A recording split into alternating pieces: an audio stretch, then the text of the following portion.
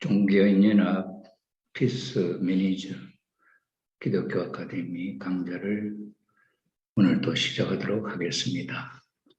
오늘 저녁에는 아브라함을 중심한 죄송합니다.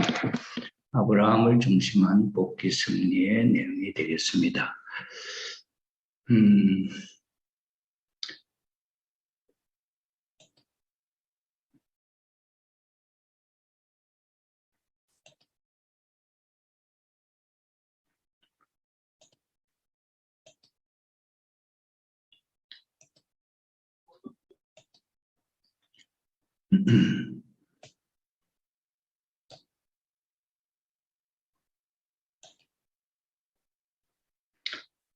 예, 자료 올려드린 내용 제3과 복귀 승리는 하나님의 잃어버린 장자권을 찾는 것이라고 하는 주제로 보내드린 공과 내용이 되겠습니다.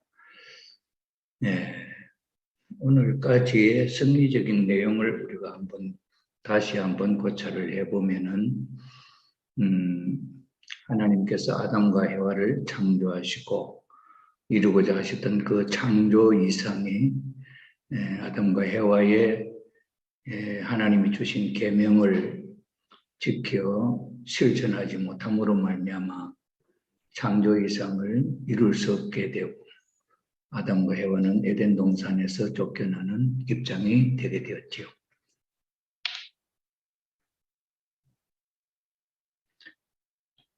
쫓겨나고 지옥으로 떨어져 버린 아담과 해와 인류를 하나님은 참 부모이시고 창조주로서의 책임을 1차적으로 지시고 다시 인류를 구원하는 섭리를 시작하셨다는 것으로 우리는 시작이 되었습니다. 그 1차 복귀 섭리의 중심 가정은 타락한 장본인 가정, 아담 가정이었습니다. 아담 가정을 중심 삼고 1차적으로 복귀 섭리가 시작이 되었다 하는 것을 말씀을 드렸죠. 아담 가정에 있어서의 특이한 점은 아담이 중심 인물로 나타나지를 못하고 하나님께서는 그 아들 가인과 아벨을 중심 삼고 제물을 드리게 하심으로써 성경에 나타나 있는 내용을 볼 때 하나님이 섭리를 시작한 것으로 우리가 볼 수 있습니다. 성경에는 이와 같이 한 이스라엘 유대민족의 족보 이야기지요. 인간 시조 아담으로부터 해서 그 족보가 쭉 연결이 되고 있습니다. 그 족보에 나타난 창세기에 나타나 있는 그 내용은 지극히 간단하고 참 단순하지요. 하나님께서 아담과 해와를 창조하시고 타락함으로 말미암아 복귀 섭리를 시작하셨다. 거기에 대해서 내용이 성경에 있는 내용이 있습니다만은 그러나 그 내용을 이제 복귀 섭리적 참 아버님에 의해서 원리 원본이 규명이 되고 그 원리 원본은 아담 인간 시조 과정에서 잃어버린 원리를 아버님이 다시 찾으시는 입장이 되겠죠. 그래서 그 원리를 하늘 앞에 또 공인받으시고 그래서 하나님의 의인을 받고 선포한 원리다 이렇게 표현이 되죠. 거기에 이제 우리 원리 강론은 전편과 후편으로 나눠져 있지 않습니까? 전편은 하나님이 계시다 하는 것을 출발점으로 해서 창조 원리에 대한 내용이 밝혀져 있고 그것을 이루지 못하고 타락함으로 말미암아 빚어진 지옥의 세계, 현상의 고통스러운 세계 이 내용을 소개하는 게 타락론이고 그 다음에 이 타락론의 내용을 다시 복귀하시기 위하여 이것을 정리하고 수습하는 또 내용이죠. 그걸 인류 역사 종말론.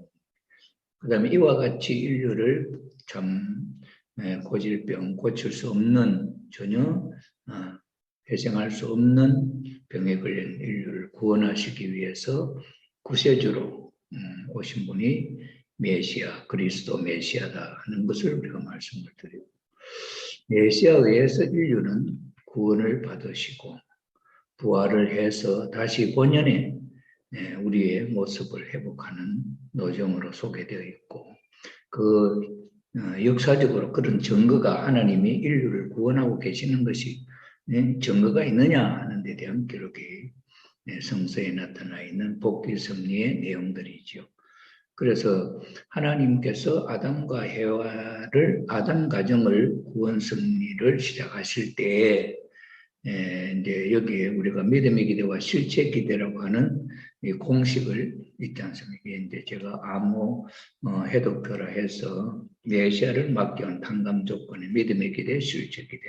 믿음의 기대를 세운 것은 중심 인물이 있고, 중심 인물은 아버지, 부모, 아담을 대신한 중심 인물이고, 그 다음에 조건은 하나님께서 아담과 에바에게 따먹지 말라고 했던 계명을 주셨는데 그것을 잃어버렸기 때문에 그 말씀을 대신하는 어떤 조건물이 필요했다. 그것이 처음에는 제물이었다. 뭐 이렇게 소개되죠. 그 다음에는 이제 기간의 수리적인 기간이 필요하다. 성장 기간이 있었으니까. 그게 이제 믿음의 기대를 잃어버린 것을 찾는 것이고, 그 다음에 이제 실체 기대, 선의 실체가 되어야 할 아담과 에바가 타락함으로 말미암아 악의 실체가 되어버렸죠. 그렇기 때문에 잃어버린 선의 실체를 그럼 어떻게 찾느냐? 거기에도 중심 인물이 이제 있어야죠. 그 중심 인물은 차자가 되고, 그 다음에 그 조건은 타락성을 벗기 위한 탕감 조건인데, 이 조건은 누가 세우느냐 하니까 가인형 인물이, 가인이 아벨을 중심으로 세워야 할 조건들이다 하는 것을 공식으로 소개를 해드린 적이 있습니다. 이런 내용을 중심 삼고 우리가 생각해보면 아담 가정에 있어서 중심 인물이 아담이 되어야 되죠. 그런데 아담이 되지 못하고 가인 아벨을 하나님이 세웠다. 아니, 가인 아벨이 하나님 앞에 제물을 바치는 일이 시작되었다. 이럴 때 그 해석을, 성경에는 이런 원리적으로 설명되는 내용이 없지요. 그런데 그것을 이제 설명하는 분이 누구냐? 그것을 탕감복귀 원리에 의해서 설명을 그렇게 한 분이 아버님이시죠. 그래서 아버님에 의해서 성서에 한 문장으로 이렇게 간단하게 기록된 내용들을 다시 재해석을 해서 어떤 의미를 갖고 있느냐, 인류를 구원하는 섭리적인 내용을 놓고 또 창조 원리에 의한 근본적인 원리에 벗어나지 아니하고 그 원리에 의해서 이루어지는 내용들로 해석을 하고 이렇게 표현한 것이 후편의 복귀 원리입니다. 그렇기 때문에 이 복귀 원리는 우리가 참 교훈으로 생각해야 할 내용들이 참 많습니다. 우리가 지난번에도 말씀을 드렸습니다만 아담 가정에 있어서 하나님이 보여주신 첫 번째 교훈은 그럼 뭐냐 할 때 가인과 아벨을 세웠다 하는 것이었죠. 타락한 아담과 해와의 후손들이죠. 자녀들이니까 모두가 사탄이 하나님이 관여할 수 없는 입장으로 떨어져 버린 아담과 해와를 하나님이 그 가정을 어떻게 복귀 섭리하느냐 할 때 가인과 아벨을 중심 삼고 제물을 바치게 했다 하는 것으로 되어 있는데 이것을 원리에서는 가인과 아벨을 분립을 했다 이렇게 해석을 하죠. 그럼 분립을 해서 뭘 하려고 하느냐? 하나님이 인류를 구원하는 섭리를 어디서부터 누구에게부터 어디로부터 손을 대느냐 하는 것을 보여주셨죠. 아무리 타락한 인간이라 할지라도 하나님이 취할 수 있는 조건만 성립이 되면은 하나님이 취해서 하나님이 그를 중심 삼고 복귀 섭리를 하신다 하는 것을 보여주셨잖아요. 이 내용은 우리 타락한 인간들에게는 정말 복음이지요. 우리 죄인 타락한 우리 인간들, 하나님과 전혀 관계없는 사탄 주관하에 떨어져 있는 우리 인간들이지만은 그러나 우리 스스로가 하나님이 취할 수 있는 조건만 성립을 시키면은 하나님이 직접 우리를 대하여 복귀 섭리를, 구원 섭리를 하신다 하는 하나의 좋은 복음의 축복의 말씀을 우리에게 보여주신 것이죠. 그래서 우리의 삶에 있어서 하나님 앞으로 찾아가는데 제일 처음 해야 할 내용이 뭐냐 할 때 우리는 모든 환경에 있어서 선과 악으로 분립을 해야 된다 하는 것이었죠. 그래서 아버님은 우리의 생활을 이렇게 분립 생활로 할 수 있도록 주신 것이 뭡니까? 성령이지요, 성령. 그래서 외부에서 우리가 살고 있는 가정, 우리가 사는 가정도 처음 그 터전을 우리가 살기 위해서는 그 지역을, 그 집을 성별을 하잖아요. 그래서 집을 성별하는 방법도 따로 있고 물건을 성별하는 방법도 따로 있고 또 요즘은 천일국 성령이 이제 새로 나와가지고 옛날에는 성부와 성자와 성신과 참 뭐 이런 이름으로 성별한다 이렇게 했으면 지금은 이제는 천지인 참 부모님의 이름과 천일국 백성이니까 천지인 참 부모님 이름과 또 우리 스스로의 이름을 불러서 성별한다고 하는 조건으로 성령을 뿌린다고 하는 성령을 3번 뿌리고 십자를 뿌리고 지역을 성별할 때는 또 그 십자에다 원을 그리면서 또 성별을 하고 그 다음에는 또 동서남북 전체의 전 지역을 또 큰 땅일 때는 또 그렇게 하기도 하고 하는 뭐 조건들이 있었죠. 이게 이제 외적인 어떤 물질적인 내용을 중심 삼고 분립하는 생활을 우리에게 그렇게 가르쳐 주셨고 그 다음에는 이제 또 우리는 뭐 그런 물질적인 내 자신의 생활에 있어서도 선악을 분립하는 삶을 살아야 된다. 그래서 우리는 생각까지도 항상 하늘이 함께 하실 수 있는 그런 분립된 삶으로 말미암아 하나님이 직접 우리와 함께 하실 수 있는 복귀된 나의 모습으로 채울 수 있는 것을 우리가 아담 가정에서 교훈으로 배웠다 하는 것을 우리가 알 수 있습니다. 그런데 가인이 아벨을 살해함으로 말미암아 실제 기대를 세우지 못함으로 1차적으로 뜻이 이루어지지 않았다는 것. 그 다음에는 이제 2차 두 번째 복귀 섭리를 시작한 가정이 누구였느냐 하니까 10대 1600년이 지나서 노아라고 하는 사람을 그 당시에 의인이었다고 그랬죠. 노아라고 하는 사람을 중심으로 택하셨습니다. 그래서 그 노아를 중심 삼고 하나님은 또 어떤 섭리를 하셨느냐 우리에게 보여준 하나의 또 교훈이 또 뭐냐 하니까 120년 동안 방주를 짓는 하나님 앞에 믿음을 그것이 절대신앙으로 지금 표현될 수 있지만 하나님의 그 말씀을 절대적으로 믿음을 세우는 그런 조건을 세우는 것을 우리에게 보여주셨죠. 120년에 믿을 수 없는 산 꼭대기에다가 배를 지어서 하나님께서 홍수 심판으로 인류를 멸하실 것을 예언하시고 그 준비를 노아에게 시켰죠.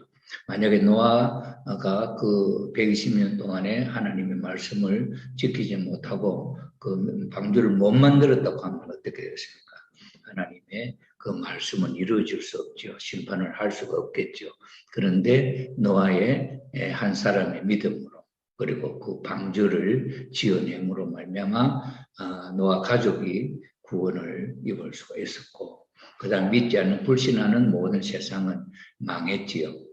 여기서 우리가 또 한 가지 볼 수 있는 것은 120년 아담과 해와가 선악과를 따먹지 말라고 하신 말씀을 믿지 못함으로 말미암아 우리는 믿음을 잃어버렸기 때문에 그것을 믿음의 조건을 세우는 입장에 있어서 산 꼭대기에다 배를 만드는 세상적으로 볼 때 믿을 수 없는 내용이 있는데 노아가 120년 동안 믿었다고 하는 그 믿음이 특별한 것이죠. 그런데 그 다음에 또 우리가 한 가지 또 유념해 볼 수 있는 우리가 생활 원리로서 우리 원리적인 삶으로서 우리를 본래의 나의 모습으로 세우는 데 있어서 또 보여주는 그 내용들이 있다는 것이지요.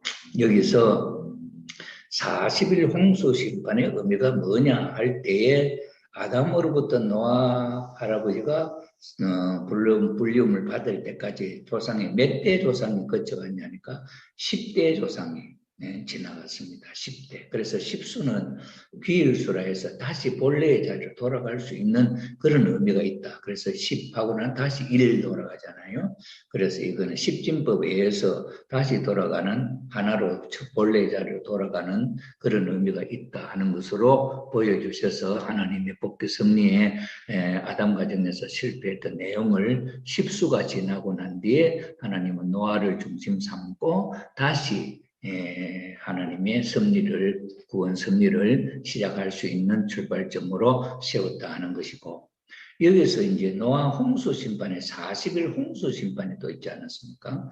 그럼 이 40일 홍수 심판은 또 무슨 의미가 있느냐 할 때에 그 조상 각대 한 1대, 2대, 3대, 10대 조상의 한 대를 무엇으로 이제 tan감뽑게 하느냐 하니까 사위 기대, 사수, 사위 기대를 이루면 하나님의 뜻이 이루어지는 것이기 때문에 사위 기대를 뽑게 돼 사수 뽑기에 대한 의미를 부여하셔서 10대가 40수로서 40일로서 그 10대를 tan감뽑기 한다고 하는 의미를 부여를 했죠. 이런 내용을 놓고 볼 때에 노아 할아버지의 삶에 있어서 10대 조상의 그 문제를 어떻게 tan감을 했냐 할 때 40일로서 10대 각 조상의 1대, 2대, 3대의 그 대수를 사위 기대를 이루는 것을 40수라고 하는 내용을 가지고 그것을 tan감뽑기했다고 하는 하나의 교훈을 우리가 찾을 수 있죠. 그렇다고 한다면 우리 생활에 있어서도 생활적으로 우리가 조상들의 문제를 가지고 어떻게 tan감 조건을 세워서 조상들의 잘못을 내가 일시에 tan감해서 새로운 섭리로 또는 환경으로 우리가 벗어날 수 있느냐 또는 바뀔 수 있느냐 하는 것을 우리가 생각할 때에 그러한 의미를 가지고 하늘 앞에 조건을 세워서 40일 금식을 한다든지 아니면 40수 어떤 정성의 기간을 세운다든지 하는 것을 우리가 할 수 있지요. 그럴 때 그 의미를 그렇게 주어서 tan감 조건을 세울 때는 또 그것도 tan감뽑기 할 수가 있다고 하는 하나의 교훈을 우리에게 던져주죠. 그래서 우리가 1차 40일 정성기간, 2차 40일 정성기간 이러면서 우리가 정성의 조건을 세울 때 그것을 활용하는 거죠. 이것이 하나의 또 원리적으로 생활 원리를 통해서 우리가 종적으로 조상으로부터 물려왔던 내용을 일시에 tan감하는 tan감 조건을 세우는 그런 교훈으로서 보여준 내용이 있다 하는 것을 우리가 알 수 있고, 그 다음에는 또 하나님이 이 타락한 세계를 본래의 하나님의 창조 이상의 세계로 세우기 위한 섭리로 뭘 준비했느냐니까 노아가 120년 동안 만든 방주였지 않습니까? 그래서 그 방주는 3층으로 되어 있다 그랬죠. 그래서 3층은 그러면 왜 3층일까 하는 것을 아버님이 성서에 3층으로 방주를 지었다 할 때 그 의미를, 방주는 그러면 무엇을 뜻하고 어떤 의미가 있고 그 다음에 그거의 방주가 3층인 이유는 뭐냐 하는 것에 대한 설명은 성서에는 없지 않습니까? 그런데 이제 이걸 아버님이 신령과 진리로 하나님이 보여주시는 것, 이거는 신령이고 이걸 우리가 인간 생활에 활용하는 이걸 진리라 그래요. 그래서 그 노아에게 보여줬던 방주와 그 다음에 그걸 중점 삼고 일어났던 노아 환경 속에서 일어났던 횡적으로 일어났던 그 환경 혜택은 뭐냐니까 이 죄악의 세계가 다 없어지고 신천지가 되었다 하는 것으로 표현을 한 거라 그랬죠. 그렇기 때문에 이 방주는 타락한 이 전체 천주를, 이 지구 전체를 상징하는 조금 하나의 조건물이 된다는 거예요. 그러니 이 새로운 방주가 그런 조건물이기 때문에 이 지구상의 모든 인류를 멸망시켜 심판에 부숴버린다 할지라도 하나님의 창조 역사에 이상이 생겼다 그런 건 아니다. 왜? 하나님의 창조 역사를 상징하는 방주가, 천주를 상징하는 방주가 있기 때문에 이 방주가 하나님의 창조 역사의 결과물이다 하는 조건이고 악한 피조세계는 멸망시켰다 하는 조건이지 않습니까? 예, 이것이 우리도 생활에 있어서 우리가 생활 원리로서 우리의 삶의 환경을 새롭게 하나님이 함께 하실 수 있는 그런 조건을 세워가지고 이 타락한 인연과의 관계를 벗어버리고 새롭게 우리의 삶을 시작할 수 있는 그런 내용도 된다는 것이지요. 네.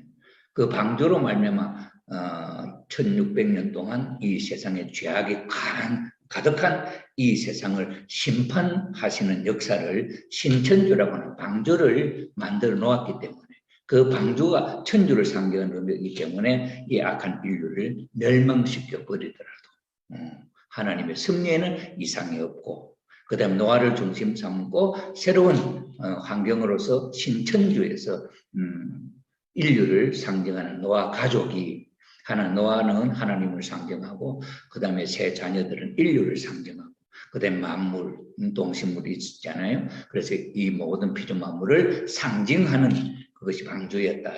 그래서 그런 의미를 가지고 악한 환경을 정리하고 새롭게 출발할 수 있는 것을 보여주셨지요.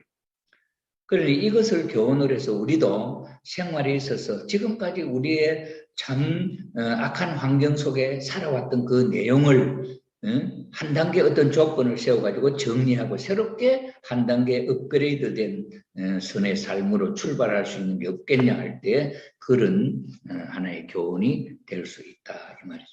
아마 여러분의 삶에 있어서도 헤어날 수 없는 정말 어려운 환경이 주어졌을 때 그걸 탈피할 수 있는 어떤 조건이 없을까 할 때는 이 노아의 방주라든지 또 다음에 이번에 배우게 되는 아브라함 가정을 중심 삼고 비둘기 양 암소 세 가지 제물이 또 그런 입장에서의 하나의 조건물이 되지 않습니까?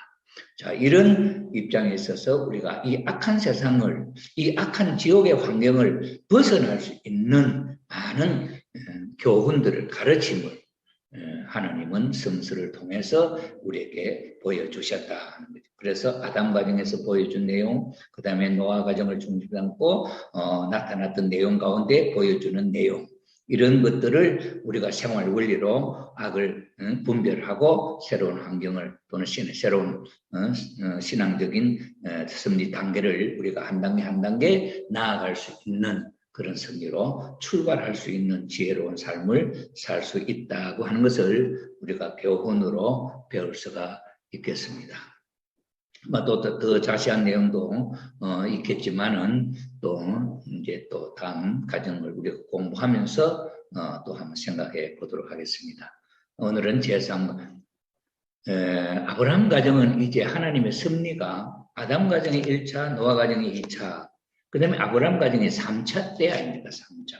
그래서 이 3차 섭리를 중심 삼고 또 보여주는 교훈들이 많습니다. 그래서 이 아브라함 가정은 하나님이 3차기 때문에 어떤 섭리가 이루어졌느냐 할 때 아브라함은 갈대아 우르에서 살고 있던 우상장사 데라, 우상을 만들어 파는 집안에 그 집 주인이 데라입니다. 그 우상을 만들어 파는 가정이라면 하나님이 좋아할 가정입니까? 사탄이 좋아할 가정입니까? 사탄이 좋아할 가정이겠죠. 그런데 하나님 우리가 일반적으로 섭리를 놓고 볼 때 하나님이 어떻게 사탄이 좋아하는 가정에서 아들을 이렇게 취할 수 있느냐 하는 거지. 특별하지 않습니까? 하나님이 세 번째 우리에게 보여준 것은 아담 가정은 하나님의 직접 세운 중심 가정이었고 두 번째 노아 가정은 그 시대 가장 어려운 의인 가정이었다 이 말이죠. 이것도 특별하니 하나님이 중심으로 세울 만한 가정이다 할 수 있지 않습니까? 그 다음에 세 번째는 뭡니까? 사탄이 좋아하는 아브라함, 우상을 만들어 파는 데라라고 하는 우상 장사하는 가정에 그것도 맏아들, 큰아들 아브라함을 하나님이 부르셨다 하는 겁니다. 택하셨다. 우리가 보통 섭리적인 입장에서 보면은 가인 아벨을 놓고 볼 때 차자 아벨이 하늘 편 아닙니까? 그런 입장에서 볼 때 아브라함이 차자가 아니고 장자인데 이건 전혀 반대 아닙니까? 그런데 이렇게 어떻게 이제 이렇게 될 수 있었나 하는 것은 하나님이 당간복귀 섭리를 활용하셨다는 거죠. 아담 가정에서도 사탄이가 쳐서 아담 가정을 타락시키고 망쳐놓고 그 다음에 그 아들 가인이 아벨을 살해해서 완전히 악의 열매를 맺도록 한 가정이 아담 가정에서 일어났죠. 그 다음에 두 번째 가정이 하나님이 섭리하는 가정에 선한 인물로 노아를 세웠는데 또 사탄이 함에 침범해가지고 이 노아 가정을 무너뜨렸단 말이죠. 그래 하나님은 섭리하는데 사탄이가 두 번이나 아담 가정에서도 노아 가정에 두 번이나 사탄의 침범을 받아서 당한 그런 섭리적인 내용을 알 수가 있지 않습니까? 그런데 세 번째는 사탄이가 하나님이 사랑하는 가정을 사탄이가 쳐서 망쳐놨기 때문에 당간복귀 원칙에 의해서 이번에는 사탄이가 사랑하는 가정의 맏아들을 하나님이 취해오는 섭리를 하셨다 하는 것이 이 아브라함 가정에 보여주는 특색입니다. 자, 그렇다고 한다면은 우리가 꼭 하나님을 잘 믿는 애들도 유대민족 가정에서나 또는 기독교 가정에서나 하나님의 아들이 중심 인물이 태어날 수 있다. 이렇게 선입관을 가질 수가 있죠. 그런데 첫째 아담도 사탄이가 망쳐놨죠. 둘째 아담도 사탄이가 십자가에 달아 죽였죠. 그럼 세 번째 오는 메시아는 또 어떤 입장에서 아까 아브라함을 선택하듯이 말이에요. 그런 준비된 터전이 아닌 사탄 환경 속에서도 택할 수 있는 그런 당간복귀 원칙에 의해서 그런 입장도 세워질 수 있다 이거죠. 저는 오늘 이 아브라함 가정을 생각하면서 아버님의 가정이 갑자기 생각이 났습니다. 아버님 가정에 문경유, 김경계 부모님이시죠. 그 가정에 아버님은 둘째 아들로 태어났잖아요. 그죠? 형님 용수 씨가 있었고 그 다음에 아버님 태어나셨고 그래서 아버님이 그런 가정에 태어났는데 어떻게 아버님 원죄가 없이 태어날 수 있냐 이렇게 또 지금 B그룹에서 그런 이야기를 하는 또 무리가 있죠. 그런 데서 이 당간복귀 섭리의 내용을 우리가 이해하지 못하면은 그것을 참 대답하기가 힘들죠.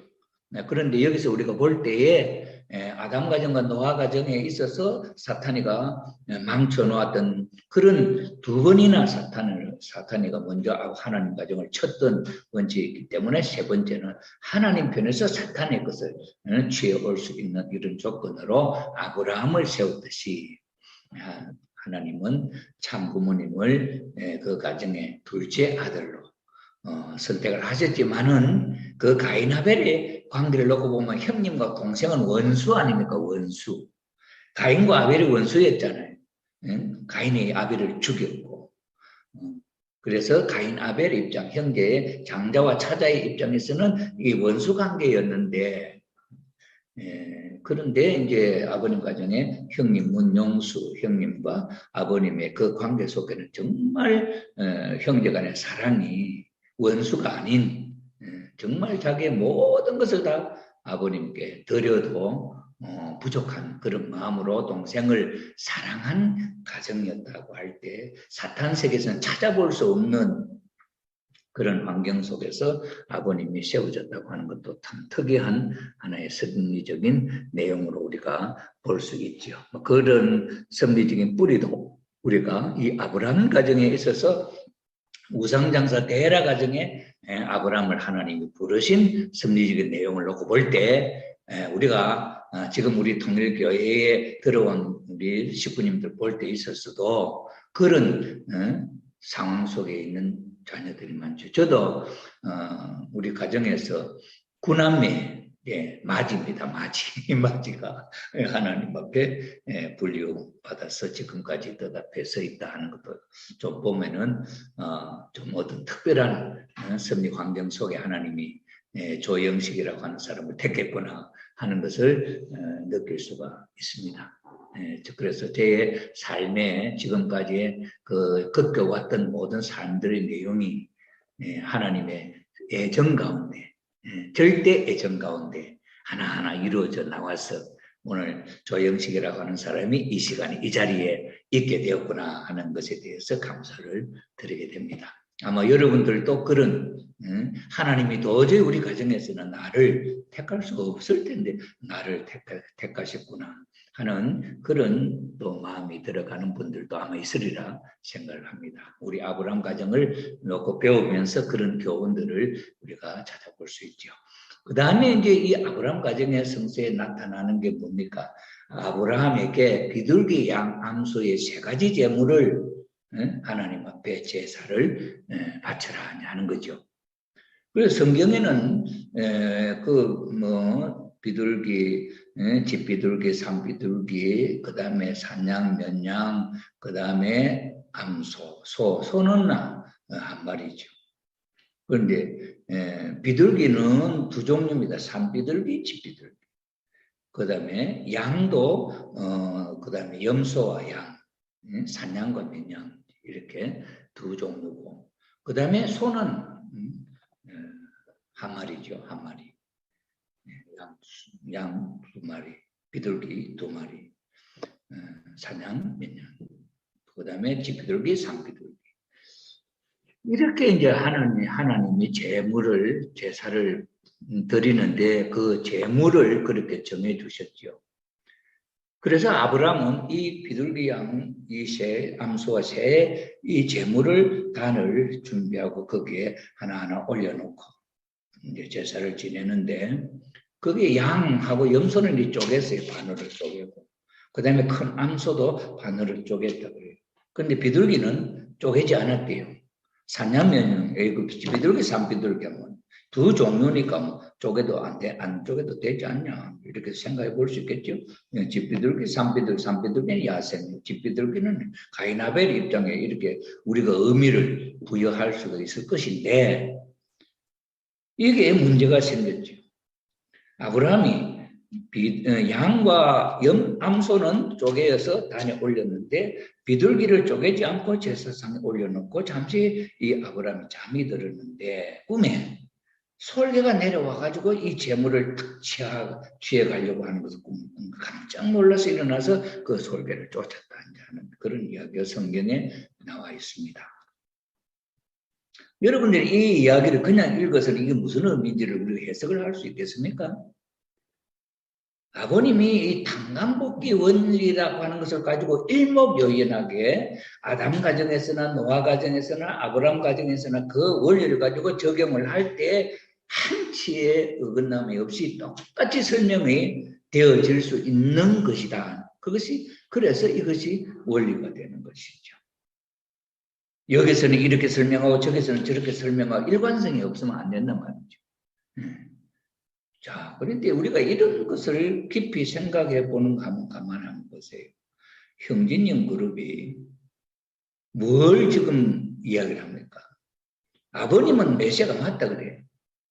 어머님은 독생자자를 잃어버린대.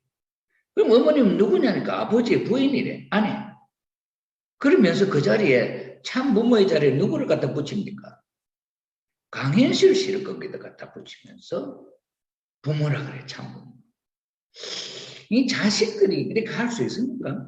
살아계신 어머니가 계시는데, 이거는 인륜적으로 봐도 이건 이해가 되지 않은 것이고, 네? 이게 자기들 식대로 일관성, 거기에 대한 어떤 일관성 있는 해명을 한번 해보라는 거죠. 거기에 강현실 씨를 거기다 갖다 붙일 수 있는 일관성 있는 하나의 원리를 한번 말해보라는 거. 그건 원리가 없죠. 아무 여자나 세울 수 있다는 원리지. 아무 여자나 되는 것 같으면 예수님이 장가가고 싶어 할 때 왜 아무 여자나 아니고 꼭 한 여자를 선택했어? 17살 때, 27살 때, 30살 때는 3번이나 그 여자와 중매를 해서 자기를 결혼시켜달라고 마리아에게 부탁을 했을 거예요. 아무 여자나 그 자리에 설 수 있는 게 아니다는 거죠.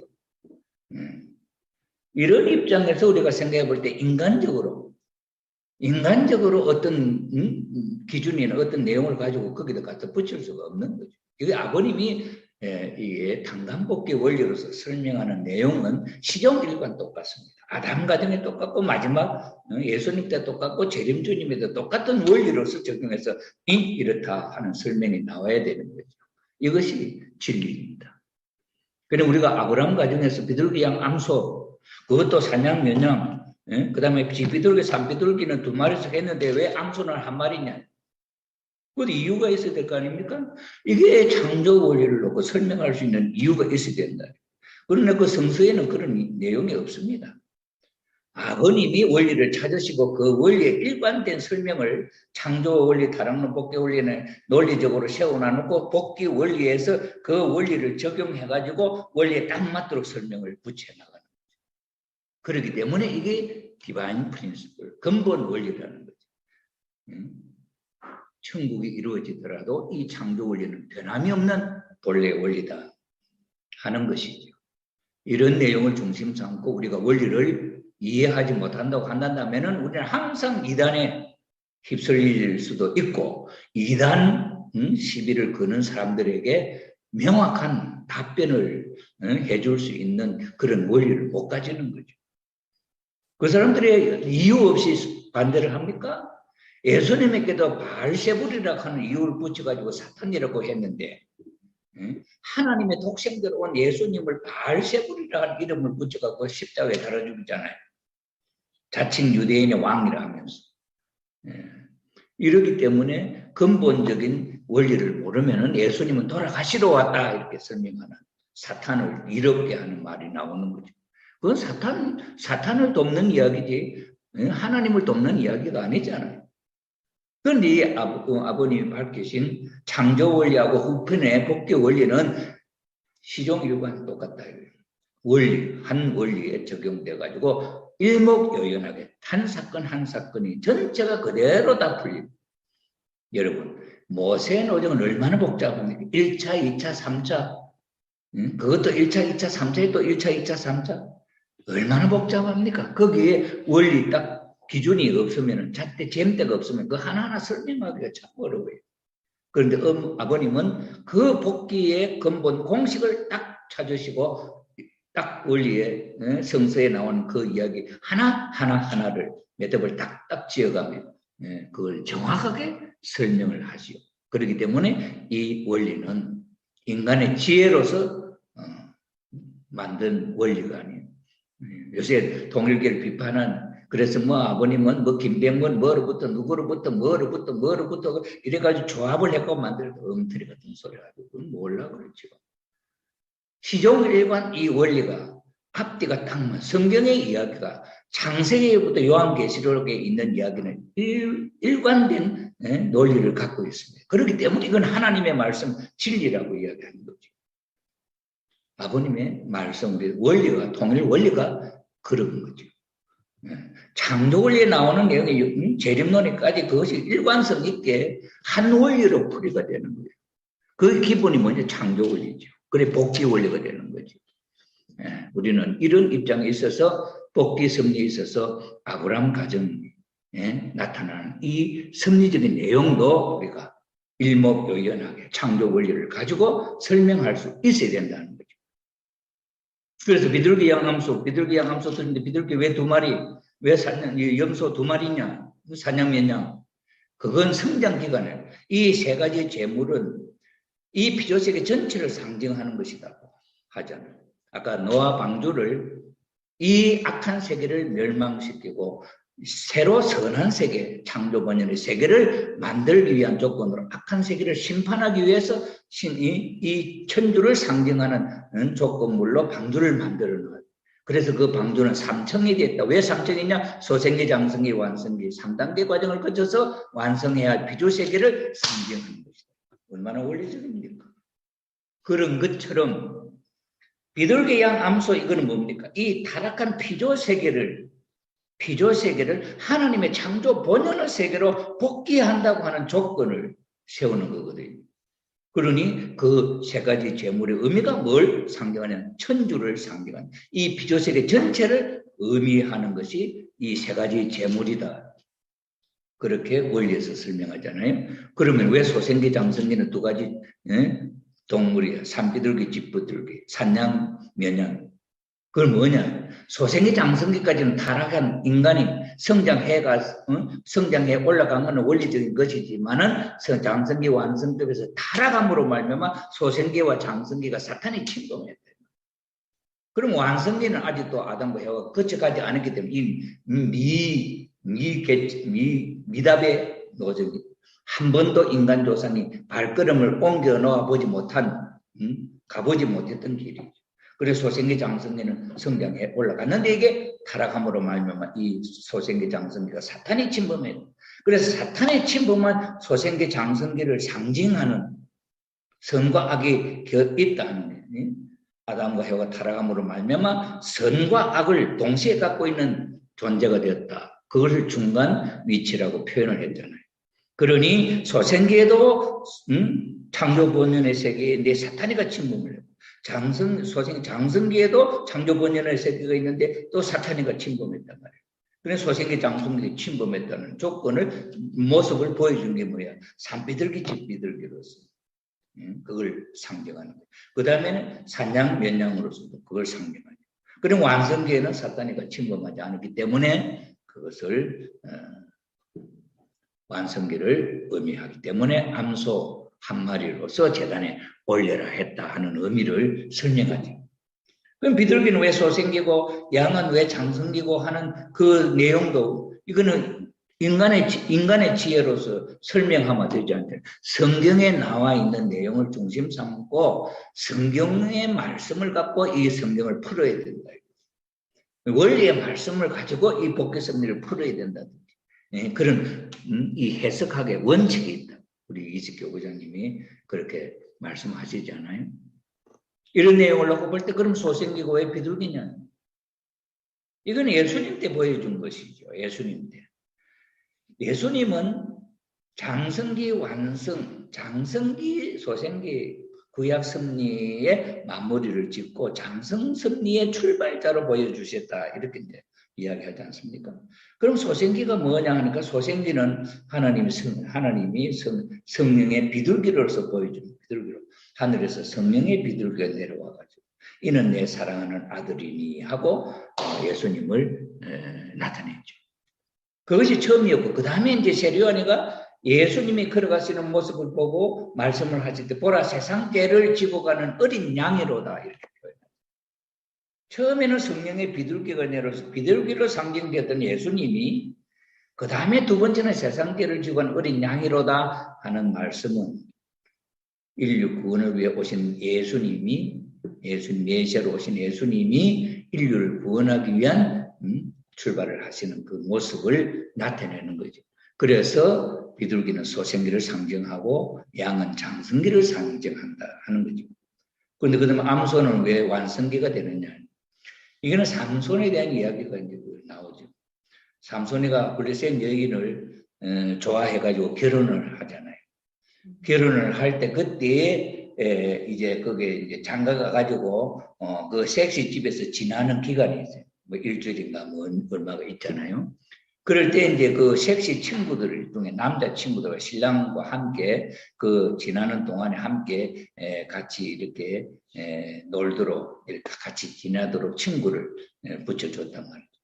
그때 이제 이 삼손이가 그 섹시 친구로 온 그 친구들과 놀면서 수수께끼를 내는 거예요.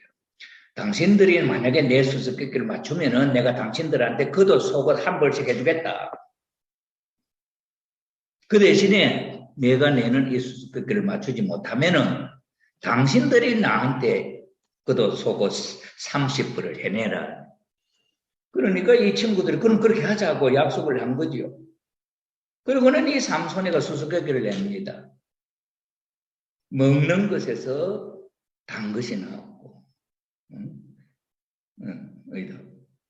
강한 것에서 단 것이 나왔고, 그 다음에 또 뭐더라? 강한 것에서 단 것이 나오고, 그 다음에는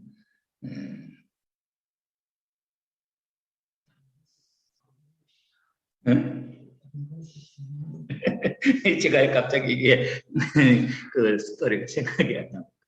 근데 이건 어디서 나온 이제 그 갖고 이걸 만들었냐면은 삼손이가 이제 그 자기가 살던 곳에서 이 처녀가 있는 곳으로 올 때 어느 날 사자가 나타난 거야. 새끼 사자가 나타나는데 이 삼손이가 이 사자를 주먹으로 쳐 죽인 거예요.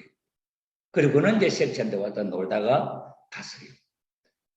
그 다음에 이제 다시 이제 섹시집에 이제 올라고 애인을 만나러 오는데 보니까 자기가 죽였던 그 이제 사자가 생각이 나서 거기에 가본 거지. 가보니까 거기에 벌들이 거기에 가득 모여가 꿀을 실어난 거야. 그래서 그 삼손이는 그 꿀을 실컷 먹고는 이제 그 꿀을 갖고 가서 선물을 한 거예요. 그런 일이 있었습니다. 그런데 이 이야기를 그 수수께끼에 이제 주제로 낸 거예요. 강한 것에서 단 것이 나왔다는 것은 사자에게서 꿀이 나왔다는 이야기. 또 이제 그 이야기인데, 자, 오늘 창세기 오늘 제가 올려드린 그 성경 구절 창세기 11장으로부터 21장, 24장까지 그 가정에 그 내용들이 이제 거기 있습니다. 그리고 이걸 냈단 말이에요.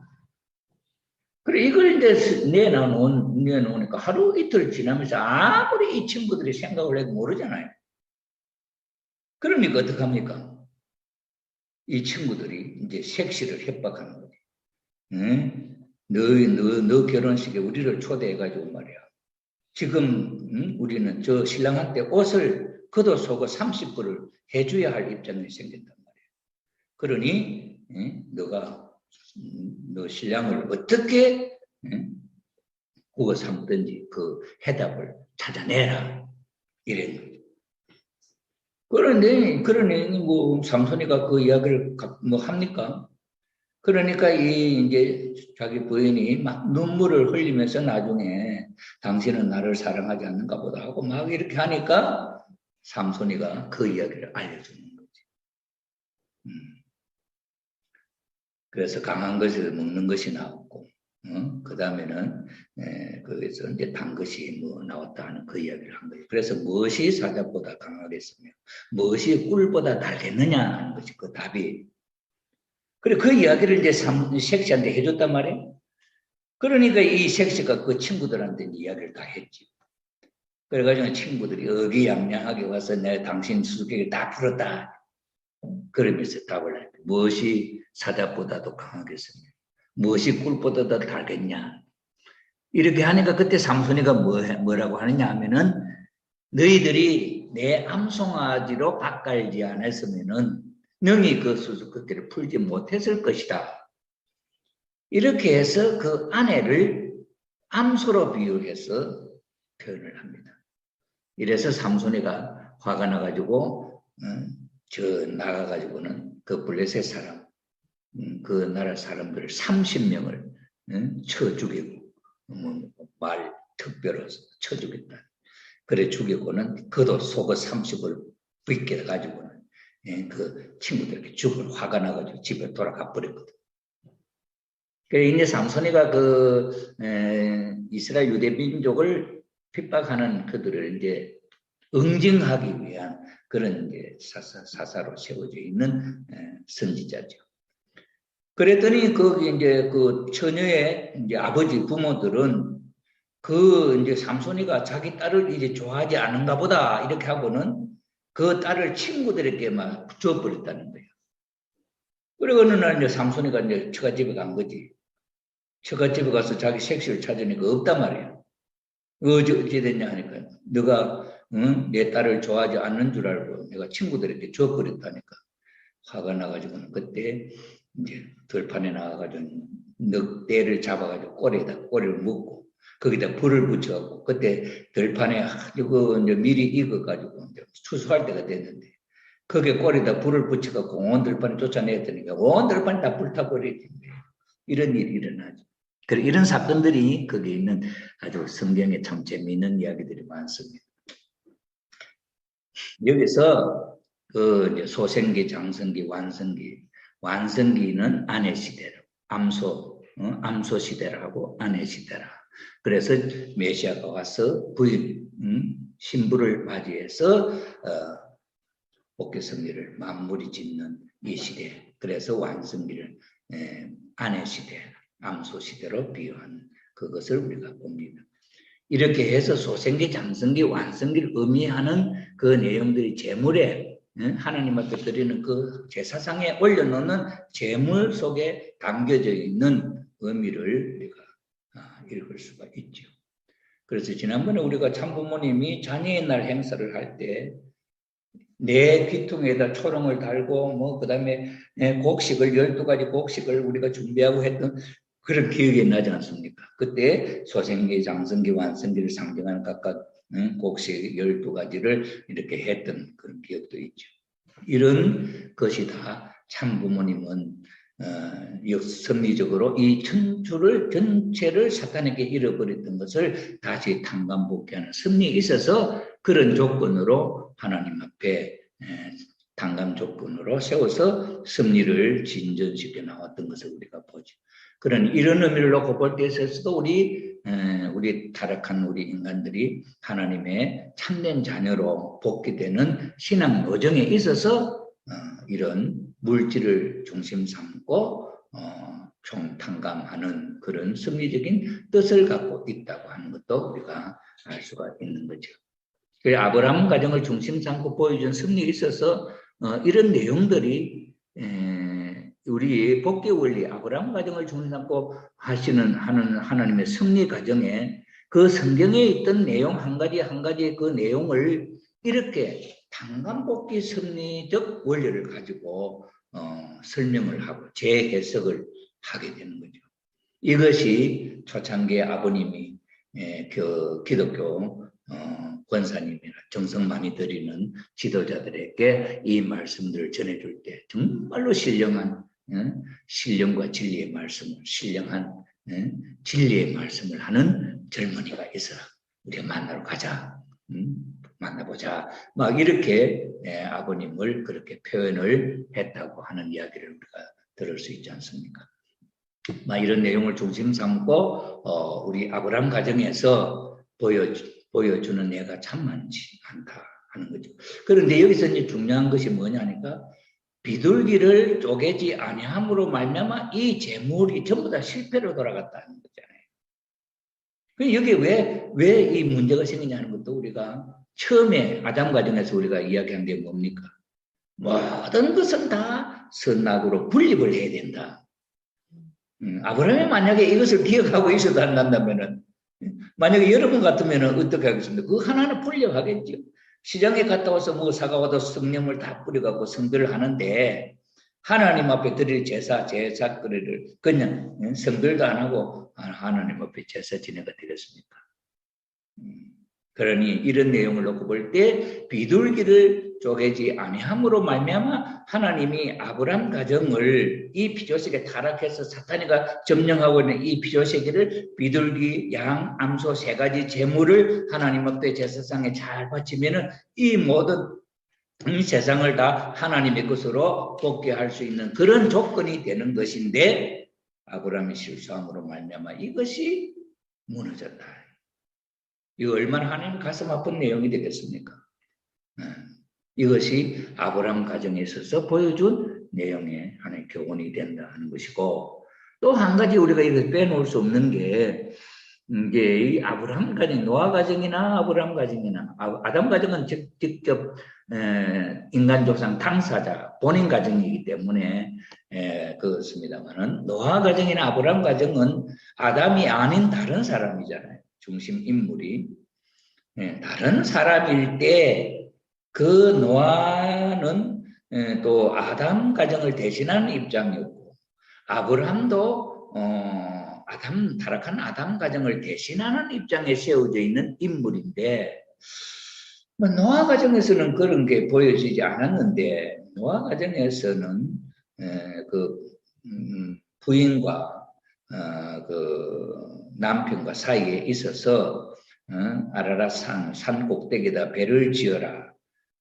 하는 것하고 그 배를 지어라 하는 그 말씀을 순종하는 그 노아하고 그 다음에 그 부인하고 한 마음이 아니었다 하는 것으로서 아버님은 말씀을 표현한 게 있습니다만은 그러나 거기에서 이제 아담 가정에서 해와가 잃어버린 것을 다시 탕감해 오는 그런 어떤 것을 보여주는데 아브라함 가정에서는 또 특별한 한 가지 더 보여주신 것이 뭐냐 하니까 아브라함 가정은 잃어버린 아담 가정을 찾기 위한 중심 인물로 세 번째 세워진 인물이었다 이 말이죠. 그러니 소생장성한 세 번째는 무언가 완전히 잘못되었던 것을 복귀하는 찾아 세워야 하는 그런 수리적인 삼순 완성수라 해가지고 수리적인 의미를 갖고 있거든요. 그래서 이 아브라함이 불리움 받을 때 갈대아 우르에서 하나님이 그 아브라함을 불러내 가지고 중심 인물로 서게 될 때에 그들이 살고 있는 그 갈대아 우르에 이제 그 흉년이 들어가지고 그 도저히 살 수 없는 입장이 됐을 때, 그 이제 나일 강류에게 애굽의 나일 강류에는 그 물이 이제 좋으니까 농사가 잘 됐단 말이에요. 그러니까 이 흉년을 거기에 가면은 좀 피할 수 있겠다 해서 그 아브라함이 부인 사라를 데리고 그 애굽으로 갑니다. 조카 롯과 함께. 그럴 때 이제 그 노정이 또 어떤 의미를 갖고 있냐 하는 것을 이제 원리적으로 또 설명을 하는 게 이 원리입니다. 성서에는 그런 예가 없습니다. 다만 어떻게 표현되어 있느냐 하니까 아브라함하고 사라가 갈 때에 그들은 부부인데 애굽 왕 바로가 여자를 좋아한다, 이쁜 여자를 좋아한다 하는 게 이제 특색이에요. 그렇기 때문에 아브라함의 부인 사라가 굉장히 이뻐서요. 애기도 안 낳고 처녀 같죠.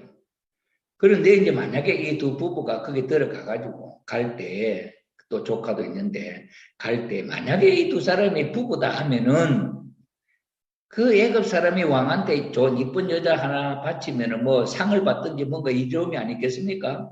그러니 어떻게 해도 그런 것만 있으면 막 갖다 바치려고 한단 말이에요. 그런데 더더구나 이방인 외국 사람이 그렇다 할 때는 어떻겠습니까? 여러분 같으면 욕심 안 나겠습니까? 그 아브라함이 이 사람은 내 섹시다 하면 뭐 어떻게 섹시 남편 있는 여자를 데려가고 바치지를 못하잖아요. 그러면 어떻게 이 남편을 죽여버리고 여자만 데려가겠단 말이죠. 그런 생각을 이 아브라함이 한 거예요. 그러니까 안에 들어갈 때 이 사라에게 뭐라고 이야기를 했냐면 여보 당신하고 나하고는 이제부터 만약에 우리가 안에 들어갈 때 이 애굽 왕이 이쁜 여자를 좋아하는데 당신은 이쁘기 때문에 틀림없이 가면은 당신은 애굽 왕의 부인으로 된 바쳐리라고 데려갈 거야. 그런데 당신이 만약에 나를 신랑이라 한다면은 그 사람들이 나를 죽일 거니까 우리가 이제부터는 신랑 부부가 아니라 하지 말고 남매가 아니라 하자. 오빠라 해라. 이렇게 이야기한 거예요. 그런데 그 이야기에 그 제안을 이제 아브라함이 이야기할 때 사라가 그 이야기를 듣고 그렇게 하자고 하는 거예요. 그렇게 하고 들어간 거야. 들어갔는데 이제 그러니까 진짜 애굽 사람들이 이 사라가 이쁘니까 그리고 여동생이라 하니까 우리 애굽 왕의 부인으로 이 사라를 바쳐야 되겠다. 이러면서 데려간 거예요. 이래가지고는 이제 왕한테 바치려고 이제 준비를 해 가는데 하나님이 애굽 왕에게 징계를 해서 이 여자는 너가 그렇게 하는 처녀가 아니다. 아브라함의 부인이다. 너 손대면 죽는다. 이렇게 했단 말이에요. 그러니까 애굽 왕 바로 깜짝 놀래고 다시 돌려준다. 이럴 때 이걸 뭐라고 원리에서는 풀었냐 하면 성경에는 그런 이야기가 없는데 이 이제 아버님은 원리적으로 이걸 이제 어떤 탕감복귀 원칙에 있어서 어떤 조건으로 이걸 해석을 했냐 하니까 이제 에덴 동산에서 아담과 해와가 원래 이제 약혼한 사이 형제 남매간이지만은 앞으로 부부가 될 사람, 그리고 17세 뭐 이렇게 또 됐을 때는 이제 남매간이지만은 약혼한 사이와 같은 앞으로 부부가 될 사람이라 하는 그런 입장이 있었는데 이 천사장이 이 해와를 뺏어갔단 말이죠. 그래서 타락했기 때문에 이 타락한 천사장이 뺏어간 이 해와를 아담이 다시 복귀해 와야 된다. 복귀를 해와야 아담 가정에서 잃어버렸던 것을 tan감복귀하는 것이다 하는 그런 형을, 그런 조건을 세워야 된다. 그래서 이 아브라함과 사라가 부부였지만은 약혼한 사이와 같은 남매간이라 해가지고 애굽 왕 바로에게 자기 부인을 빼앗겼다가 하나님의 징계에 의해서 다시 잃어버렸던 부인을 찾아가지고 재물, 그 다음에 그 애굽 왕 바로가 내가 부끄러운 일을 했다 하면서 많은 재물, 그 다음에는 그 종들을 붙여가지고 아브라함에게 사라를 돌려줬다 하는 이야기가 성서에 기록이 되어 있습니다. 이 이야기는 하나의 미담처럼 들리는 내용이지만은 이것을 tan감복귀 원칙에 의해 가지고 하나님이 아브라함 가정에 이것을 무엇을 보여준 것이냐 하는 데 있어서 잃어버렸던 해와를 천사장에게 빼앗겼던, 그래 천사장 인물이 바로 왕이고, 그 다음에 아브라함과 사라는 약혼한 아담과 해와 같은 입장인데 원래 부부였는데 그 부인을 애굽 왕 바로에게 빼앗겼다가 다시 찾아오는, 복귀해오는 그런 형을, 그런 조건을 세우고 하나님 앞에 제물, 제사를 드리고 하는 그런 섭리적인 중심 인물로서의 전 피조만물을 다시 복귀하는 중심 인물의 입장에서 설 수 있도록 하나님이 섭리하셨다 하는 것을 여기서 보여주신 거예요. 이런 내용을 우리가 생각해 보게 될 때, 그럼 이것이 아까도 말씀을 드렸습니다만 아담 가정이 첫 번째, 노아 가정이 두 번째, 세 번째 이제 아브라함 가정은 세 번째이기 때문에 어떻게 하더라도 이 아브라함 때는 성공을 해야 되는 거죠. 그래서 이런 어려운 과정도 하나님의 역사에 의해서 거쳐서 하나님의 비둘기 양암소 세 가지 제물을 드려서 이 천주를 이제 하나님의 타락한 사탄이가 가져갔던 이 천주를 다시금 복귀하는 그런 이제 조건을 세워야 할 자리에 이 아브라함이 비둘기를 쪼개지 아니한 실수로 말미암아 이 섭리가 무산되게 되었다 하는 이야기죠. 자, 이런 입장에 있어서 그 아브라함과 사라와의 관계에 이런 또 섭리적인 tan감복귀 로정에 이런 것이 아브라함 가정에 있었다 한다면은 그럼 우리 가정에는 그런 일들이 없겠냐 하는 거죠. 하나님 앞에 축복받은 참부모님을 통해서 축복받은 우리 축복 가정들에 있어서는 아브라함이 걸어갔던 이 노정과는 전혀 관계없는 삶을 살 거냐는 거죠. 여러분들은 어떻게 생각됩니까? 이제 조금 더 이제 자세하게 2차 섭리에 이삭을 중심한 섭리에 있어서 이제 참 사람을 만드는, 참 사람을 세우는 tan감복귀 섭리를 자세하게 소개를 하겠습니다만은 여기서 우리가 생각해 볼 수 있는 것은 뭐냐? 이 아브라함을 하나님 보세요. 아담 가정의 실패, 노아 가정의 실패, 이 아브라함이 또 실패하잖아요. 실패한 이 입장을 하나님 그냥 또 뭐 뜻이 못 이루어지는 완전히 실패하는 하나님 될 건데 이것을 다시 하나님이 세우는 섭리를 시작하면서 사탄 앞에 이 타락한 인간이 사탄을 굴복시킬 수 없는 하나님에게도 굴복하지 않는 이 사탄이를 타락한 인간이 스스로 굴복시킬 수가 없기 때문에 하나님은 사탄이를 굴복시키는 그 노정을 본보기로 보여주는 삶을 살도록 하는 게 아브라함 가정이다 하는 겁니다. 그렇다고 하면 그 말씀에 의하면은 생활 원리라고 하잖아요. 우리가 지금 제가 하는 이야기는 여러분 제가 지금 이 시간에 금요에 기독교 지도자를 위한 기독교 지도자를 만날 때 우리의 마음의 준비, 그들과 어떤 대화로서 그들이 모르는 부분을 우리가 이야기함으로 말미암아 그들이 감동을 받아서 하나님 앞으로 돌아오게 할 수 있는 피스 매니저로서 준비가 있어야 돼요. 준비가. 여러분, 골리앗 앞에 섰던 다윗은 어떻게 골리앗을 이길 수가 있었습니까? 하나님이 골리앗을 이길 수 있도록 다윗을 세워서 뭘 갖고 하나님이 다윗이 골리앗에 이기도록 만듭니까? 총칼로, 칼로서 방패를 들고 칼로서 싸우게 합니까? 창을 들고 싸우게 합니까? 그건 아니지요. 그건 뭐를 합니까?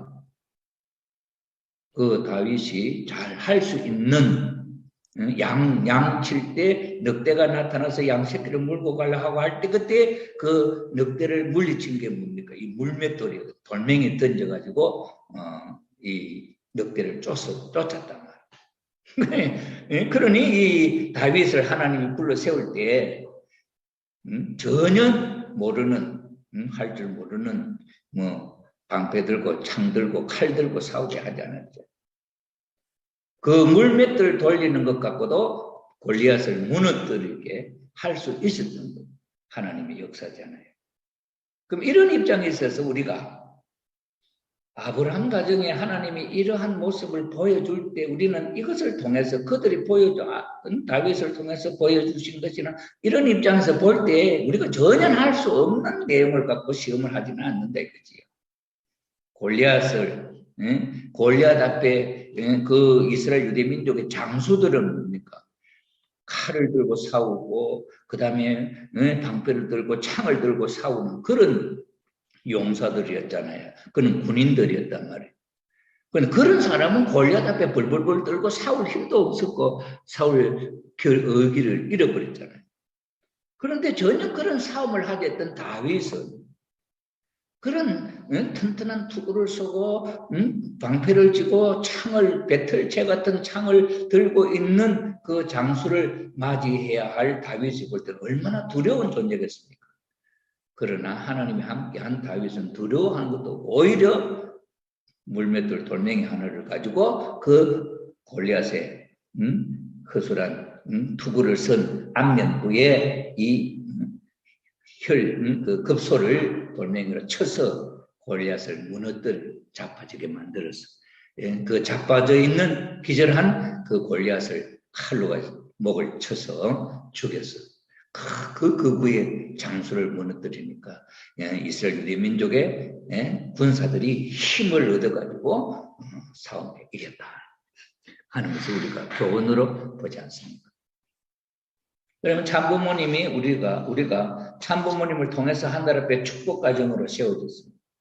우리 축복 가정들의 삶은 뭐 고속도로 하이웨이에 정말 편안하게 갈 것 같습니까? 우리에게는 그런 탄감노진이 없을 것 같아요. 크고 작은 것은 차이가 있을지 모르지만은 간접적으로는 아니면 직접적으로는 모든 것이 다 탄감노정에 우리에게도 그런 노정이 주어지게 되는 겁니다. 그럴 때 우리는 어떻게 이겨낼 것이냐 하는 문제가 이 아브라함을 중심 삼고 사탄이를 굴복시키는 노정도 여기 있고 그 다음에는 우리가 참 사람이 되는 마음가짐에 참 사람이 되는 노정에 있어서도 여기에서 우리는 발견을 할 수 있거든요. 그러니 우리가 이 성경에 있는 이 이야기를 옛날 이야기다고 치부해버리고 그냥 뭐 이렇게 값없이 넘어가면 그냥 하나 이야기책밖에 안 돼요. 성경. 그러나 참부모님은 이 성경책을 16세에 예수님을 만난 이후에서 이 성경책을 몇 번이나 얼마나 정독을 하며 줄을 쳐가면서 기도하면서 읽고 또 읽고 또 읽고 또 읽고 하면서 모든 사람이 읽으면서 느끼지 못했던 새로운 신령 하나님의 그 가르침에 대한 하나님의 그 신령적인 내용을 감지할 수 있는 마음을 아버님이 갖게 된 거죠. 이게 하나님의 신령을 감지한 거지. 그 신령적인 내용을 진리로서 풀어서 설명한 것이 이 원리인 거예요. 이렇게 볼 때 오늘 우리들이 살아가는 삶에 있어서도 마찬가지입니다.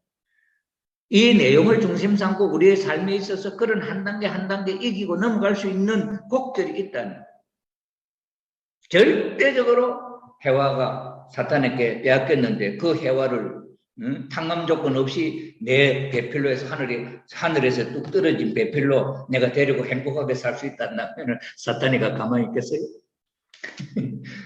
우리 스미크 씨 어떻게 생각해요? 사탄이가 그래 너는 이제 축복받았으니까 잘 살아. 그래 하겠냐? 사탄이는, 저는 그래요. 어떤 사람은 아니 사탄 누시엘이 최고 왕 아니야? 마귀의 왕인데. 아니 누시엘이 하나님 앞에 저 아버님 앞에 굴복하고 자연 굴복하고 이제 뭐 했으면은 그 밑에 쫄개들은 다 따라올 건지 뭐 또 왜 사탄이 굴복이 이렇게 어렵냐? 그렇게 생각하죠. 사탄은 누시엘만 사탄은 아니에요. 누시엘이 하나님의 가정을 무너뜨린 장본인이지만은 그 사탄 새끼들은 사탄과 함께하는 모든 것들 전부 다 자기가 사탄, 자기 자신이 누시엘과 같은 역할을 하는. 누시엘이 굴복했대서 나는 굴복 안 해. 내 마음속에 그걸 받아들이지 않는. 이게 다른 거예요. 선한 세계에서 하나님을 중심 삼고 부모가 인류의 조상 참부모가 완성하고 그 참자녀로 이렇게 세워지면은 천일국의 그 형태를 창조 원리에서 이렇게 표현하지 않습니까? 천일국에는 아무리 많은 사람이 불어나더라도 그 시스템은 완성한 인간 한 사람의 모습과 같다. 완성한 한 사람의 그 인체에 움직이는 이 시스템의 구조와 똑같다. 그러면 하나님의 명령이 중추신경, 뇌를 통해서 중추신경으로 연결돼서 온 사지백체의 같은 명령에서 움직이니 한목적으로 서로 투쟁이 없이 이렇게 서로 협조하며 어려움을 서로 도와가면서 적극적으로 해결해 가면서 건강한 삶, 행복한 삶을 살도록 이렇게 한다. 그러니 이웃을 해치는 일은 절대 일어날 수 없는 것이다. 하나님을 중심하고 완성한 천국에 있어서. 그런데 타락한 인간은 사탄 전부 다 자기 식대로 자기가 중심이니까 이게 다른 점이죠. 그렇기 때문에 우리 타락한 사탄의 후손으로 태어났던 우리들이 하나님 앞에 축복받았다 해서 이 사탄의 모든 인연 일시에 끊어지고 자유롭게 하나님만 섬길 수 있는 그런 사람으로 이렇게 싹 바뀔 수 있느냐? 그렇지 않다. 우리 조상들이 지어왔던 죄, 그 다음에 조상들이 살아왔던 습관, 문화, 풍습, 모든 것이 이 몸에 6,000년 동안 배어 있어. 자기도 모르게 그것이 그대로 익숙해져서 그런 환경만 조성이 되면 언제든지 그것이 발로가 되는 그런 삶을 우리가 살고 있는 입장이에요. 그런 입장이기 때문에 우리 축복가족 하나하나라도 이 중심 인물들이 보여주는 그 본보기 여정이 하나하나 내용이 우리의 삶의 교훈이 되고 그 다음에 이겨나갈 수 있는 하나의 비법이 된다고 하는 사실을 우리가 생각할 필요가 있다고 하는 것을 우리가 알아야 되겠습니다. 우리 가정에 이 내용을 중심하고 진단을 해보면 문제가 많죠. 남편과 아내가 한마음이 아니에요. 남편은 자기 멋대로. 아내는 이제 원리, 우리 일본 특별히 한일 가정의 일본 언니들은 원리를 배워가지고 왔는데 남편은 원리도 몰라. 그 마치 노아 할아버지하고 노아의 색자하고 똑같지. 아니, 우리 일본 언니들은 이 원리를 배웠으니까 마치 노아 할아버지 같이 그래서 살려 하고. 아니, 남편은 노아 아내같이 말이에요. 세상의 모든 것 다 세상적이니까 세상에 들었더니 통일교는 무엇이 어떻고 온갖 비판 다 나오지. 그러면서도 마치 예수님을 십자가에 달아놓고 그것도 빨리 안 죽는다고 창지는 것 같이 속을 썩히죠. 하나하나 약 올리가면서. 이럴 때 어떻게 그걸 극복하느냐는 거죠. 이게 다 우리의 삶의 환경에 노출되어져 있는 각가지의 사연들은 성서에 나타났던 인물들의 보여주는 교훈 하나하나가 다 들어있다. 그래서 아버님은 아브라함이 모세, 야곱이 걸어갔던 그 노정을 본보기로 해서 누가 걸어갔냐? 모세가 걸어갔다. 그걸 보고 연구하죠. 모세가 걸어갔던 그 노정을 본보고 해서 예수님이 걸어간다. 그걸 또 비교해서 하지요. 그 사이에 세연사의 하나하나 사연들이 전부 다 나타날 수 있는, 재현될 수 있는 일. 당신이 중심 인물로서 재림의 길을 갈 때 이 모든 것들은 그대로 내한테 부딪혀 올 내용들이라는 걸 알죠. 그러니 그럴 때 우리 이걸 어떻게 이겨나가느냐 하는 비법을 아버님은 발견한 거죠. 그래서 참부모님이 메시아로서 참부모님이 대신 그것은 이러한 원리를 사탄이를 굴복시키는, 하나님이 보여주셔서 사탄이를 굴복시키는 본보기 노정에 대한 확실한 원리를 다 아시는 분이기 때문에 승리자가 되셨다. 그 아버님이 우리에게 교육하는 내용 하나하나는 이 원리책에만 다 있는 게 아니지요. 아버님의 그 방대한 말씀, 그 말씀집 한 말씀 한 말씀 테마 속에도 사탄이를 굴복시키고 그런 환경에서 이겨낼 수 있는 말씀들이 너무너무 많겠죠. 그걸 우리는 분독을 통해서 그걸 배우면서 묵상을 통해서 그걸 내 생활의 간접 체험으로는 또는 직접 체험을 통해서 그것을 내가 하나하나 사탄이를 분립을 해나감으로 말미암아 우리는 승리자, 참 부모의 모습을 갖춘 제2의 참 부모의 모습을 세울 수 있다 하는 내용이 될 수가 있겠죠.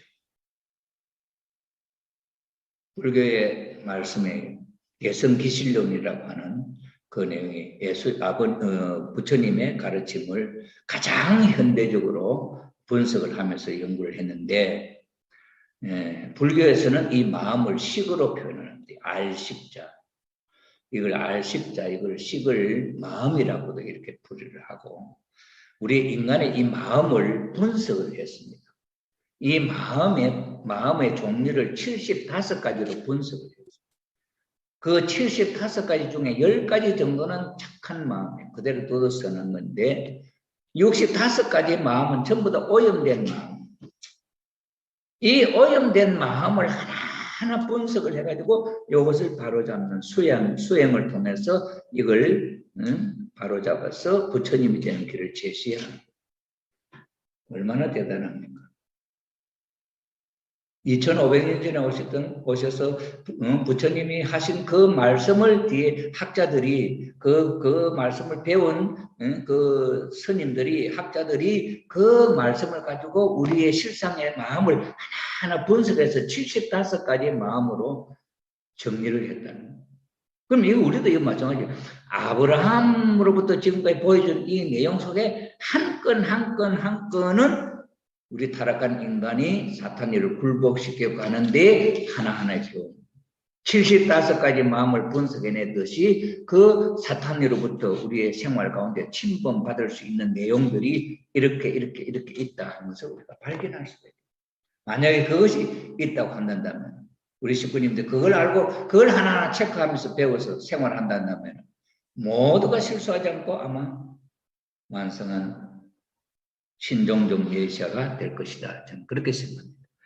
이런 입장에서 우리가 생각해 볼 때 오늘 우리가 아브라함 가정에 대해서 지금 제가 1차적으로 아브라함의 재물 실수까지 믿음의 기대를 세우고 실체 기대를 세우는 데 있어서 이 원칙을 놓고 여기서 우리가 분석을 해볼 수 있는 입장에 있어서 이 교훈을 중심 삼고 해야 할 많은 교훈들이 여기 담겨져 있습니다만은, 이 아브라함이 비둘기 양 암소 쪼개지 않음으로 말미암아 하나님이 믿음의 기대와 실체 기대를 통해서 메시아를 위한 기대를 가지고 맞이해서 우리가 원죄를 청산하고 하나님의 자녀로 완성할 수 있는 그 길을 가기 위한 준비 노정에 있어서 세 번째 중심 인물로 세워졌던 아브라함이 어떤 실수를 통해서 하나님의 뜻을 이룰 수가 없었느냐 하는 사실을 우리가 하나는 분석해보는 그런 시간을 갖게 되었습니다. 오늘 저녁에는 여기까지 말씀을 드리는 것으로 하고, 그래서 1차적으로 아브라함이라고 하는 존재가 세 번째 하나님 앞에 세워진 중심 인물이었는데 이렇게 아브라함이 실수했단 말이죠. 그래서 이 하나님이 이 실수한 아브라함을 어떤 원칙을 가지고 어떤 조건을 가지고 다시 하나님은 실수하지 아니한 입장에서 다시 승리를 이어가면서 승리적인 사탄을 굴복시키는 직접적으로 보여주는 그 노정을 하나님이 겪어 가시는가 하는 교훈을 이제 보여주게 됩니다. 그래서 우리는 아브라함 가정은 정말 구약 성경 가운데 가장 중요한 섭리적인 인물이 있다면은 아브라함, 이삭, 야곱 이 3대를 중심 삼고 보여주는 내용입니다. 하나님이 인간의 이름을 붙여 나는 누구의 아버지다, 누구의 하나님이다 할 때 하나님이 즐겨 쓰신 말이 뭡니까? 나는 아브라함의 하나님, 이삭의 하나님, 야곱의 하나님이다. 여러분들은 어때? 여러분의 자녀들이 훌륭하고 똑똑하면 말이야. 나는 아무 것이 아버지다 이렇게 하지요. 저 아무 것이는 내 아들이다. 그게 별로 효과가 없습니다. 아버지가 훌륭하고 자식들은 훌륭하지 않을 수도 있거든요. 그런데 아버지보다도 자식이 훌륭할 때는 나는 아무 것이 아버지다 이렇게 하는 것이 있거든요.